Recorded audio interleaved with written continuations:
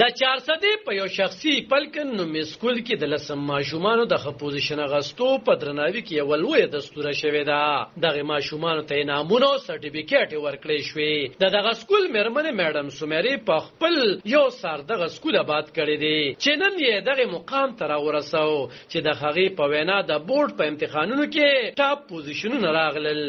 دی اسټابلیشمنت چې وشو نو داسې 6-7 ایئرز وشو د اسټابلیشمنت خو په کم دوریانه کې چې دی نو د منګه خپل ټارګټ چې کم دی نو هغه منګه ډیر زر اچیو کو ځکه چې په دې باندې ما پرته اوویش مخکیم ویل شوی دی چې په دې کې هارد ورکینګ شامل دی د پیرنټس د ټیچرز ما سره شکر دی ویل کوالیفاید ټیچر سټاف ته د پلی ګروپ نه واله تر دا 10th پورې زمونږ سکول دی او دا په مردان روډ 400 باندې واقع دی دغه شاته ریزن داري چې زمونږ ټایم ټو ټایم چې دی دا پېښور بورډ د پالیسی مطابق موږ خپل ماشومان چې پریپیر کړو دغه اسسمنت ټایم ټو ټایم کړو دغه کوچینګ کلاسز ارینج کړو ټیچر ورکشاپ موږ د پاره فرست اف آل موږ غیر لپاره ټیچر ورکشاپس ارینج کړل بیا هغه امپلیمنټیشن چې هغه بیا په سټوډنټس باندې او اس ال او بیس لرنینګ او ای مارکینګ حواله سره موږ خپل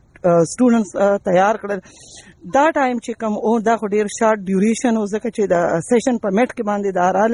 د ګورنمنت تر طرفه دا امپلیمنٹ شو چې آیا دغه سي اس ال او بیس لرنینګ وي او ای مارکینګ به وي دغه حواله سره موږ ورکشاپ کنډکټ کړل نو بیا هغه لپاره موږ خپل سټوډنټس تیار کړل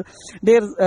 کم ټایم کې خو په دې کې زیاتره مهنت چې کم دی نو هغه زما د ټیچر دغه کې د ټیچر او د پیرنټس لاس ځکه چې هغه د کوآپریشن نه بغیر دا نشو کېدی او نن چې موږ ته د هغه سلا د هغه فروټس چې نه هغه موږ ته اوس ملو شو کله چې په سکولونو کې استادان د زړه نه مهنت کوي نو د خوي خوم دغه رنګ نتیجې را مخته کیږي چې هم پر مور پلار خوشاله وي او هم د معاشري لپاره ترقه او پرمختګ سبب ګرځي اعلی خان شیرپو دلبر نیوز